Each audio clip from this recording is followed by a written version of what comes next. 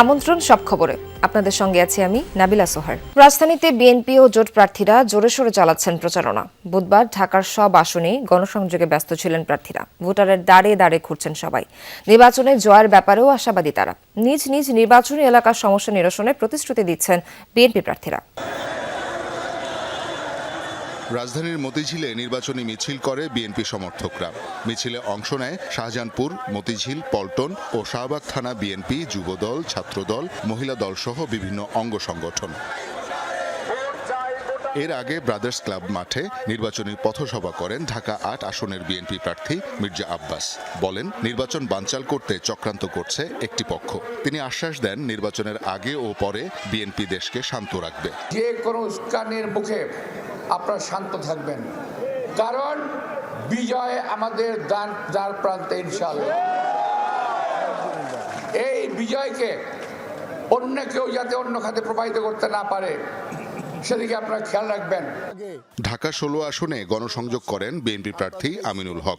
বস্তিবাসীদের স্থায়ী পুনর্বাসন ও ধর্মীয় সম্প্রীতির সমাজ গড়ার কথা বলেন তিনি। এই মানুষগুলো দীর্ঘদিন ধরে প্রতিটি মুহূর্তে উচ্ছেদের আতঙ্কে ভোগে এবং এই এলাকাতে হিন্দু অধ্যুষিত একটি এলাকা রয়েছে, যাদেরকে নিয়ে আমরা প্রত্যেকটি মুসলমান, হিন্দু, বৌদ্ধ, খ্রিস্টান সবাই যাতে একটি পরিবারের মতো বসবাস করতে পারি, একটি সম্প্রীতির সমাজ আমি গড়তে চাই।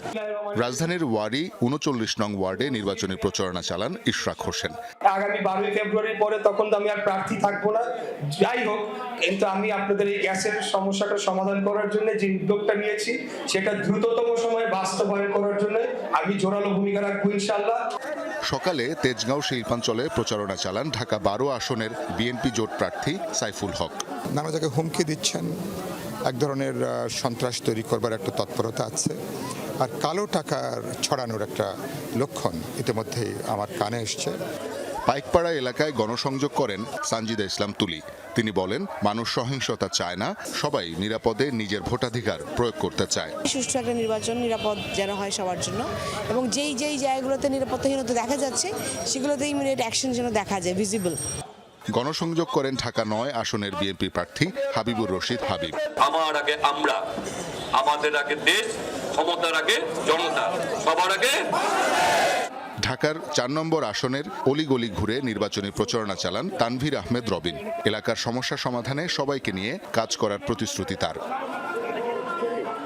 শওকত মঞ্জু শান্ত, যমুনা নিউজ, ঢাকা। রাজশাহীতে আজ নির্বাচনী সমাবেশে যোগ দেবেন বিএনপি চেয়ারম্যান তারেক রহমান। এরই মধ্যে সম্পন্ন করা হয়েছে সব প্রস্তুতি। বৃহস্পতিবার সকালে বিমানে ঢাকা থেকে রাজশাহী নেমে তিনি যোগ দিবেন হাজী মোহাম্মদ মুহসিন সরকারি উচ্চ বিদ্যালয়ের মাঠের নির্বাচনী সমাবেশে, যা স্থানীয়ভাবে পরিচিত মাদ্রাসা মাঠ হিসেবে। দীর্ঘদিন পর প্রিয় নেতার রাজশাহী সফরে উজ্জীবিত দলীয় নেতাকর্মীরা। তারেক রহমানের এই সমাবেশ ঘিরে রাজশাহী, চাঁপাইনবাবগঞ্জ ও নাটোর এই ৩ জেলার বিপুল সংখ্যক কর্মী সমর্থকদের অংশগ্রহণ ঘটবে প্রত্যাশা নেতাদের। সমাবেশ থেকে অঞ্চলের ভোটারদের কাছে ধানের শেষের পক্ষে ভোট চাইবেন বিএনপি চেয়ারম্যান। বাংলাদেশের মানুষ দেখেছে কাদের দ্বারা দেশের উন্নয়ন, দেশের স্বাধীনতা সার্বভৌমত্ব রক্ষা, গণতন্ত্র সুপ্রতিষ্ঠিত করা এবং সকল উন্নয়ন সুনিশ্চিত করতে পারবে। নতুন বাংলাদেশ করার প্রতিশ্রুতি দিয়ে জোরে সোরে নির্বাচনী প্রচারণা চালাচ্ছেন জামায়াতে ইসলামের প্রার্থীরাও। বুধবার মিরপুরে মহিলা সমাবেশে দলটির আমির বলেন, ভোটে জিতলে তার দল কর্মক্ষেত্রে নারীর সমতা নিশ্চিত করবে। এদিকে ১১ দলীয় ঐক্যের প্রার্থী নাহিদ ইসলাম অভিযোগ করেছেন, জনজোয়ার দেখে ভয় পেয়ে একটি দল পেশি শক্তি ব্যবহার করছে। ৭০ বছরের প্রবীণ ভোটার দেশের এ যাবৎ সবগুলো নির্বাচনের সাক্ষী। রাজনৈতিক পালাবদলে দল আর নেতাদের ইশতেহার দেখেছেন অনেক, কিন্তু ভোটের পর সেই সবের বাস্তবায়ন দেখেননি। একই অভিজ্ঞতা খেটে খাওয়া আরো অনেকের। দেখছি তো, যেটা দেখা যায় এটাই তো দেখলাম, করে তো যাবে, কেউ তো করে না, ইহরে না। তারা উপরে উঠতে পারলেই মনে করেন তারা লাগুর কাছে পাওয়াই যায় না। গরিবের ফ্যাসিলিটি কেউই দেয়, কিন্তু ইলেকশনের আগে মানুষের মুখে বহুত কিছু বলে, তোমার এটা করে দেবো, তোমার ওইটা করে দেবো, এই এলাকা উন্নত করে দেবো। আবারও ভোটের ডামাডোল। পাড়া মহল্লার অলিগলিতে দিন রাত চলছে নির্বাচনী প্রচারণা। ঢাকা 15 আসনের কাফরুল এলাকায় জামায়াতে ইসলামীর জনসংযোগ। দলটির আমির নিজেই এই আসনের প্রার্থী। ভোটারদের বলছেন জয়ী হলে ড্রেনেজ সমস্যা ও অন্যান্য অসঙ্গতি নিয়ে কাজ করবেন।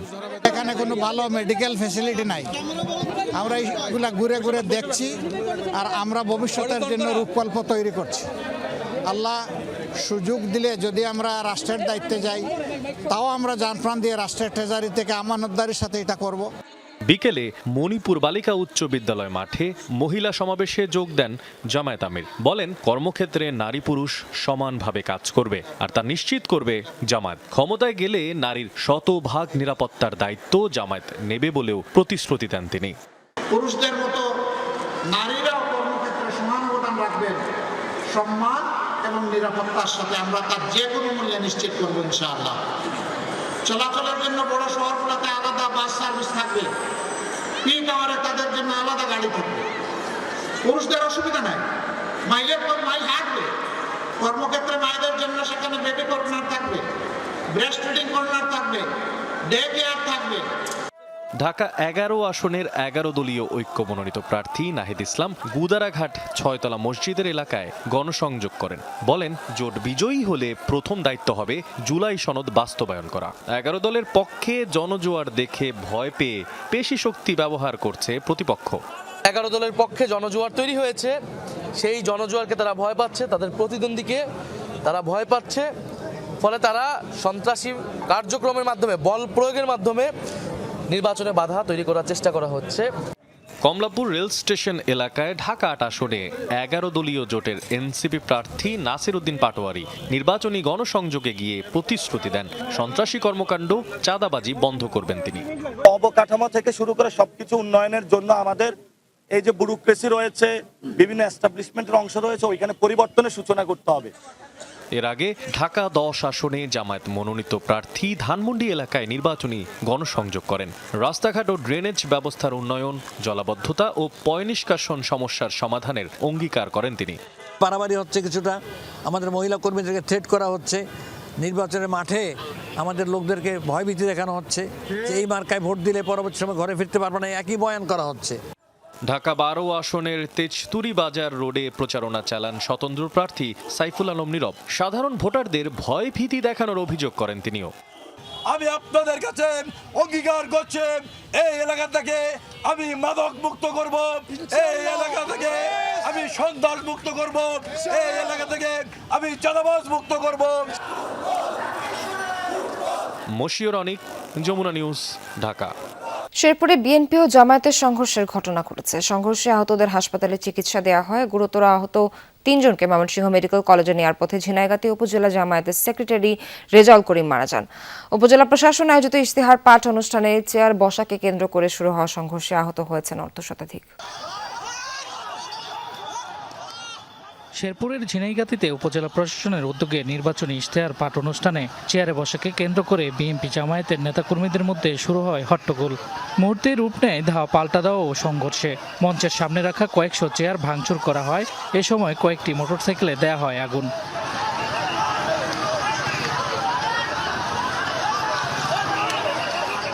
সংঘর্ষে উভয় পক্ষের অন্তত অর্ধশতাধিক নেতাকর্মী আহত হন। আহতদের উপজেলা স্বাস্থ্য কমপ্লেক্স ও জেলা সদর হাসপাতালে ভর্তি করা হয়। এর মধ্যে 3 জনকে ময়মনসিংহ মেডিকেল কলেজ হাসপাতালে নেয়ার পথে মারা যান ঝিনাইগাতী উপজেলা জামায়াতের সেক্রেটারি রেজাউল করিম। আমাদের উপর প্রথম চেয়ার দিয়ে হামলা করছে এবং কি পরে ওরা হকি স্টিক, তারপরে যে ধারালো অস্ত্র টস্ত্র এগুলো নিয়ে আমাদের উপর অতর্কিতভাবে হামলা করে। পরিস্থিতি নিয়ন্ত্রণে আনে সেনাবাহিনী ও পুলিশ। এ ঘটনায় এখনো মামলা হয়নি। মনোনীত মাহমুদুল্লাহ গ্রুবেল এবং তার সন্ত্রাসীরা অতর্কিতভাবে প্রশাসনের উপস্থিতিতে আমাদের জামাত শিবির ভাইদের উপর হামলা করে। এই নির্মমতার আমরা অবসান চাই। আমরা বর্তমান সরকার এবং নির্বাচন কমিশনের নিকট আমরা দাবি জানাচ্ছি অবিলম্বে এই সমস্ত সন্ত্রাসীদেরকে গ্রেপ্তারের আওতায় নিয়ে আসা। সংঘর্ষে হতাহতের ঘটনায় এলাকায় আতঙ্ক ছড়িয়ে পড়ে। ভোটাররা শান্তিপূর্ণ ও সৌহার্দ্যময় নির্বাচনী পরিবেশ চান। শামস তাবরিজ উচ্ছ্বাস, যমুনা নিউজ। এদিকে শেরপুরে শ্রীবর্দী উপজেলা জামায়াতের সেক্রেটারি রেজাউল করিম নিহতের প্রতিবাদে ঢাকা বিশ্ববিদ্যালয়ে বিক্ষোভ মিছিল করেছে শিক্ষার্থীরা। রাত 11:30টার দিকে ভিসি চত্বরের সামনে থেকে বের করা হয় বিক্ষোভ মিছিল। এ সময় মিছিলটি ক্যাম্পাসের বিভিন্ন সড়ক প্রদক্ষিণ করে নিহতের প্রতিবাদ জানিয়ে স্লোগান দেয় তারা। পরে রাজু ভাস্কর্যের সামনে অনুষ্ঠিত হয় বিক্ষোভ সমাবেশ। এ সময় বক্তারা এই ঘটনায় জড়িতদের গ্রেফতার ও বিচার দাবি করেন। আসন্ন নির্বাচনে যুক্তরাষ্ট্র কোনো দল নয়, জনগণের পক্ষে থাকবে বলে মন্তব্য করেছেন ঢাকায় নিযুক্ত মার্কিন রাষ্ট্রদূত ব্রেন্ট ক্রিস্টেনসেন। নির্বাচন ভবনে সিসির সাথে সাক্ষাৎ শেষে একথা জানান তিনি। পরে ইসি সচিব আক্তার আহমেদ জানান, দেশের 4টি জায়গায় অনানুষ্ঠানিকভাবে নির্বাচন পর্যবেক্ষণ করবে যুক্তরাষ্ট্র। Bangladesh's elections, the outcome of the election is for the Bangladeshi people and only the Bangladeshi people to decide. We are prepared to work with any government who the Bangladeshi people elect to represent them going forward. Independent একটা দল আসবেন যেটা মার্কিন যুক্তরাষ্ট্র থেকে ঢাকা, সিলেট, চট্টগ্রাম এবং খুলনায় ওনাদের মতন পর্যবেক্ষণে যাবেন। They are not the formal observers, ওনারা এমনি দেখতে যাবেন ভোটের অবস্থাটা কি। চট্টগ্রামের রাউজানে গভীর নলকূপের পরিত্যক্ত গর্তে পড়ে যাওয়া শিশু মিসবার মৃত্যু হয়েছে। বুধবার রাত 8:45টার দিকে শিশুটিকে উদ্ধার করে হাসপাতালে নিলে চিকিৎসক তাকে মৃত ঘোষণা করেন। এর আগে সন্ধ্যায় কদলপুর ইউনিয়নের 7 নম্বর ওয়ার্ডের জয়নগর গ্রামে 30 ফুট গভীর একটি নলকূপের গর্তে পড়ে যায় 3 বছরের শিশুটি। খবর পেয়ে ঘটনাস্থলে গিয়ে উদ্ধার অভিযান শুরু করে ফায়ার সার্ভিসের কয়েকটি ইউনিট। কূপের গভীরতা যাচাই এবং শিশুটির অবস্থান শনাক্ত করে মাটি কেটে উদ্ধার করা হয় শিশুটিকে।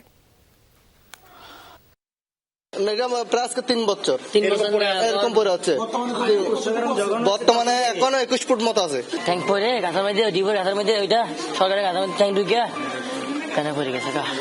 আমাদের চেষ্টা এবং স্থানীয় প্রশাসন, আর্মি সহ সবাই আন্তরিক প্রচেষ্টা, স্বল্প সময়ে আমরা উদ্ধার করতে পারলো। কিন্তু ছেলেটাকে মেডিকেলে এনে আমরা যখন ডাক্তার বললো যে ছেলেটা বেঁচে নেই। বাংলাদেশের সাবেক প্রধানমন্ত্রী খালেদা জিয়ার মৃত্যুতে শোকবার্তা পাঠ করা হয়েছে ভারতের পার্লামেন্টে। বুধবার দেশটির পার্লামেন্টের উভয় কক্ষে বাংলাদেশের প্রয়াত সরকার প্রধানের প্রতি শ্রদ্ধা জানানো হয়েছে। লোকসভার অধিবেশনে স্পিকার ওম বিড়লা বেগম খালেদা জিয়ার মৃত্যুতে শোকবার্তা পাঠ করেন। এ সময় মহারাষ্ট্রের উপমুখ্যমন্ত্রী অজিত পাওয়ার সহ আরও 6 জনের মৃত্যুতেও জানানো হয় শোক। এদিকে প্রেসিডেন্ট দ্রৌপদী মুর্মুর ভাষণের পর দেশের উচ্চকক্ষেও বেগম খালেদা জিয়ার মৃত্যুতে শোকবার্তা পাঠ করা হয়। শোকবার্তা পাঠ করেন রাজ্যসভার চেয়ারম্যান।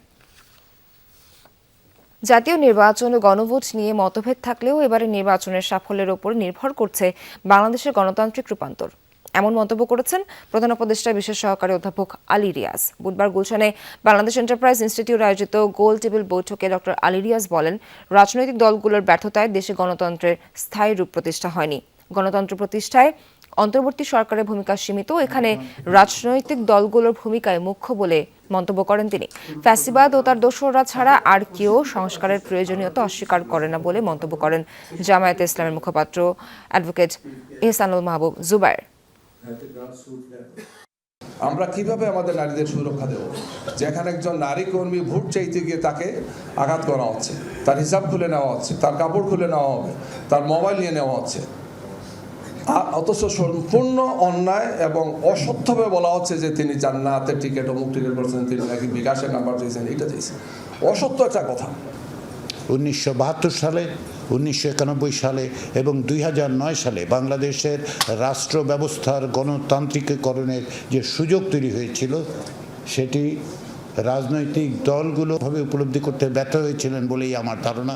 যে কারণে আমরা সম্ভবত কয়েকটি নির্বাচন দেখেছি, কিন্তু গণতন্ত্রের কোনো স্থায়ী রূপ প্রতিষ্ঠা করতে পারিনি। দেশ চালানোর জন্য জামায়াতের অভিজ্ঞতা ও নেতৃত্ব নেই বলে মন্তব্য করেছেন ভোলা 1 আসনের বিএনপি জোট সমর্থিত প্রার্থী আন্দালিব রহমান পার্থ। বুধবার রাতে ভোলা সদর উপজেলার চরসামাইয়া ইউনিয়নের শান্তিরহাট বালুর মাঠে নির্বাচনী সমাবেশে তিনি এসব কথা বলেন। আন্দালিব রহমান পার্থ আরও বলেন, ভারত একটা ফ্যাসিস্ট রাজনৈতিক দলের সঙ্গে সম্পর্ক করে বাংলাদেশের মানুষের মন থেকে উঠে গেছে, অথচ সে ভারতের সঙ্গেই জামায়াতে ইসলামী গোপনে মিটিং করেছে। এত বড় পবিত্র একটা ধর্ম আমাদের ইসলাম, সেই ইসলামকে ব্যবহার করে যারা রাজনীতি করে শুধুমাত্র ভোটের হিসাবে মনে করে যে যদি আমরা জিততে না পারি, এই কারণে পপুলার ভোট পাওয়ার জন্য আজকে তারা বলে আমরা শরিয়া আইন চাই না। আসন্ন নির্বাচন অবাধ, সুষ্ঠু ও শান্তিপূর্ণ করতে রাজধানী ঢাকার খিলক্ষেত এলাকার নিরাপত্তা জোরদার করা হয়েছে। ভোটারদের মধ্যে আস্থার পরিবেশ তৈরি করতে এই এলাকায় নির্বাহী ম্যাজিস্ট্রেটের উপস্থিতিতে যৌথ বাহিনী বিশেষ টহল শুরু করেছে। সাধারণ মানুষকে ভোট কেন্দ্রে যেতে উৎসাহিত করবে যৌথ বাহিনী। আইন শৃঙ্খলা বহির্ভূত কর্মকাণ্ড থেকে দেশকে মুক্ত রাখতে এবং পরিস্থিতি স্বাভাবিক রাখতে বাংলাদেশ সেনাবাহিনী এ ধরনের অভিযান অব্যাহত রাখবে বলে জানানো হয়েছে। জাতীয় সংসদ নির্বাচনের সুষ্ঠু পরিবেশ নিশ্চিতে সুনামগঞ্জ সীমান্তের 2 আসনের 3 উপজেলায় এককভাবে দায়িত্ব পালন করবে বিজিবি। সেই সাথে সীমান্তের 90 কিলোমিটার এলাকা জুড়ে থাকবে ড্রোন নজরদারি। 28 বিজিবির সদর দপ্তরে অনুষ্ঠিত নির্বাচনী প্রস্তুতি সভায় এসব কথা জানিয়েছেন বিজিবি অধিনায়ক। এ সময় তিনি আরও বলেন, ফেব্রুয়ারির 1 তারিখ থেকে সর্বোচ্চ পেশাদারিত্ব, সততা ও নিষ্ঠার সাথে দায়িত্ব পালনে বিজিবি মোতায়েন থাকবে। জেলার 10 উপজেলার সড়ক ও নৌপথে বেস ক্যাম্প স্থাপন করে দায়িত্ব পালন করবে 24 প্লাটুন বিজিবি। আগামী 1 ফেব্রুয়ারি 2026 তারিখ থেকে সুনামগঞ্জ ব্যাটালিয়ন 28 বিজিবি জাতীয় সংসদ নির্বাচন উপলক্ষে পূর্ণ মাত্রায় মোতায়েন থাকবে এবং নির্বাচন সংশ্লিষ্ট সকল দায়িত্ব সর্বোচ্চ পেশাদারিত্ব, সততা ও নিষ্ঠার সাথে পালন করবে। জয়পুরহাট সদর উপজেলা চত্বরে নিরাপত্তা মহড়া দিয়েছে উপজেলা প্রশাসন, সেনাবাহিনী, বিজিবি, র্যাব ও পুলিশের সমন্বয়ে যৌথ বাহিনী। সদর উপজেলা পরিষদ চত্বরে এই মহড়া অনুষ্ঠিত হয়। জয়পুরহাটে নির্বাচনী এলাকার আইন শৃঙ্খলা পরিস্থিতি কঠোরভাবে নিয়ন্ত্রণ রাখতে এই মহড়া পরিচালনা করা হয় বলে জানিয়েছে যৌথ বাহিনীর সদস্যরা। জাতীয় সংসদ নির্বাচন ও গণভোটকে কেন্দ্র করে আইনশৃঙ্খলা রক্ষায় উপকূলীয় ও নদী তীরবর্তী দুর্গম এলাকায় মোবাইল টিম ও স্ট্রাইকিং ফোর্স হিসেবে দায়িত্ব পালন শুরু করেছে বাংলাদেশ কোস্টগার্ড। চাঁদপুরের ইব্রাহিমপুর ইউনিয়নে প্রেস ব্রিফিংয়ে এই তথ্য জানিয়েছেন কোস্টগার্ডের ঢাকা জোনাল কমান্ডার মোহাম্মদ ইমতিয়াজ হোসেন। তিনি বলেন, কোস্টগার্ডের ঢাকা জোনের আওতাধীন নারায়ণগঞ্জ, মতলব উত্তর, চাঁদপুর সদর ও হাইমচর উপজেলার ঝুঁকিপূর্ণ এলাকাগুলোর 39টি ভোট কেন্দ্রে বিশেষ নজরদারি জোরদার করা হয়েছে। সারা দেশে অন্যান্য আইন শৃঙ্খলা রক্ষাকারী বাহিনীর সঙ্গে দেশের 332টি ভোট কেন্দ্রে দায়িত্ব পালন করা হবে বলে জানায় coast guard. Electronic safety and security association হিসাবের দ্বিবার্ষিক নির্বাচন উপলক্ষে হয়ে গেল প্যানেল পরিচিতি। বুধবার সন্ধ্যায় রাজধানী গুলশান ক্লাবে প্রার্থীদের পরিচয় করিয়ে দেওয়া হয়। 2 বছরের জন্য নির্বাচিত হবেন প্রার্থীরা। দিদারুল ইসলামের নেতৃত্বে ইউনাইটেড হিসাবের ব্যানারে বিভিন্ন পদ ও সদস্যদের পরিচিতি অনুষ্ঠান হয়। প্যানেলের 11 জনের মধ্যে president, vice president, general secretary, joint secretary, treasurer ছাড়াও 5 জন সদস্য পদে লড়বেন। অনুষ্ঠানে উপস্থিত ছিলেন সংগঠনের সাবেক প্রেসিডেন্ট মোতাহার হোসেন খান সহ আমন্ত্রিত অতিথিরা। ইসাবের ভোটার সংখ্যা 160 জন। ভোট গ্রহণ অনুষ্ঠিত হবে আগামী 20 ফেব্রুয়ারি। ঢাকা 4 আসনে জামায়াতের প্রার্থী সৈয়দ জয়নুল আবেদিনের দাঁড়িপাল্লা প্রতীকের সমর্থনে গণসংযোগ দুর্বৃত্তের হামলায় এক নারী কর্মী আহত হয়েছেন বলে অভিযোগ করা হয়েছে। বিকালে রাজধানীর কদমতলীর 52 নম্বর ওয়ার্ডের ডিপোটির গলির কাইল্লাপট্টিতে গণসংযোগ করছিলেন জামায়াতের এই কর্মী। এমন সময় জামায়াতের রুকুন ও নারী কর্মী কাজী মারিয়া ইসলাম বেবির মাথায় ধারালো অস্ত্রের আঘাত করে দুর্বৃত্তরা। চিকিৎসা শেষে তাকে বাসায় পাঠানো হয়। জামায়াত কর্মীদের অভিযোগ, এই হামলার সঙ্গে প্রতিদ্বন্দ্বী প্রার্থীর কর্মীরা জড়িত। কদমতলী থানা ভারপ্রাপ্ত কর্মকর্তা মোহাম্মদ আশরাফুজ্জামান জানান, এখনও এই ঘটনায় কেউ অভিযোগ করেনি। ঢাকার ধামরাইয়ে এক ইউপি সদস্যের ছেলের বিরুদ্ধে গ্রাম্য সালিসের জেরে 3 জনকে কুপিয়ে আহত করার অভিযোগ উঠেছে। সকালে ধামরাই থানায় মামলা করেন ভুক্তভোগী পরিবার। স্থানীয়রা জানায়, ধামরাই ইউনিয়ন পরিষদের 8 নম্বর ওয়ার্ডের ইউপি সদস্য মুক্তিবুর রহমান মুক্তির ছেলে পাচু মিয়া প্রতিবেশী আকলিমা বেগমের হাঁস চুরি করে। বিষয়টি সিসি ক্যামেরায় ধরা পড়লে গ্রাম্য সালিসে অভিযুক্তকে 10,000 টাকা জরিমানা করা হয়। এতে ক্ষিপ্ত হয়ে পাচু ও তার সহযোগীরা আকলিমা বেগমের আত্মীয় আলামিন, কায়কোবাদ এবং সোহরাবকে কুপিয়ে আহত করে। আহতদের আশঙ্কাজনক অবস্থায় হাসপাতালে ভর্তি করা হয়। রূপগঞ্জের জিন্দা পার্ক এলাকায় অনুষ্ঠিত হয়েছে little Angeles seminary true path journey এর বার্ষিক ক্রীড়া প্রতিযোগিতা। অবস এডুকেশন প্রোগ্রামের উদ্যোগে আয়োজিত এই প্রতিযোগিতা শুরু হয় বুধবার সকাল 9:30টায়। দিনব্যাপী আয়োজনে বিভিন্ন খেলাধুলা ও সাংস্কৃতিক পরিবেশনা অনুষ্ঠিত হয়। শিক্ষার্থীদের শারীরিক ও মানসিক বিকাশে ক্রীড়া চর্চা বাড়াতেই এই উদ্যোগ বলে জানান আয়োজকরা। থাইল্যান্ডে সুপার বোর্ডের উদ্যোগে অনুষ্ঠিত হলো সুপার বোর্ড পার্টনার্স ফেস্টিভ্যাল 2026। 15 থেকে 19 জানুয়ারি আয়োজিত এই পার্টনার্স মিটে অংশ নেয় প্রায় 200 জন ডিলার। এ সময় উপস্থিত ছিলেন সুপার বোর্ডের শীর্ষ ব্যবস্থাপনা সদস্য সহ অন্যান্য কর্মকর্তারা। আয়োজনে কোরাল আইল্যান্ড ভ্রমণ, পাতায়া বিচ ভ্রমণ, ব্যাংককে বিজনেস সেশন সহ বেশ কিছু কার্যক্রম ছিল। ফেস্টিভ্যালের শেষ দিনে গত বছরের সেলস প্রমোশনাল প্রোগ্রামের পুরস্কার দিয়ে অংশীদারদের সম্মান জানানো হয়েছে। বাংলাদেশে গ্লাস ক্লিনার ব্র্যান্ড মিস্টার ব্রাসো আনুষ্ঠানিকভাবে কলিন নামে যাত্রা শুরু করেছে। আনুষ্ঠানিক ও প্রিমিয়াম গ্লাস ও মাল্টি সারফেস ক্লিনার ব্র্যান্ডটি জানুয়ারি থেকে কলিনের নতুন ও উন্নত ফর্মুলেশনে বাজারে পাওয়া যাচ্ছে। পাশাপাশি অভিনেত্রী সাবিলা নূরকে কলিনের ব্র্যান্ড অ্যাম্বাসেডর ঘোষণা করা হয়েছে। নতুন ফর্মুলেশনের কলিনে আরও বেশি শক্তিশালী বলে জানান প্রস্তুতকারকরা। নতুন নাম, উন্নত ফর্মুলেশন ও নতুন ব্র্যান্ড পরিচয় নিয়ে কলিন ভোক্তাদের জন্য আরও কার্যকর পরিষ্কারের অভিজ্ঞতা দেওয়ার প্রত্যাশা করছে। দর্শক, এখানেই শেষ করছি আজকে সব খবরের আয়োজন। সঙ্গে থাকার জন্য সবাইকে ধন্যবাদ।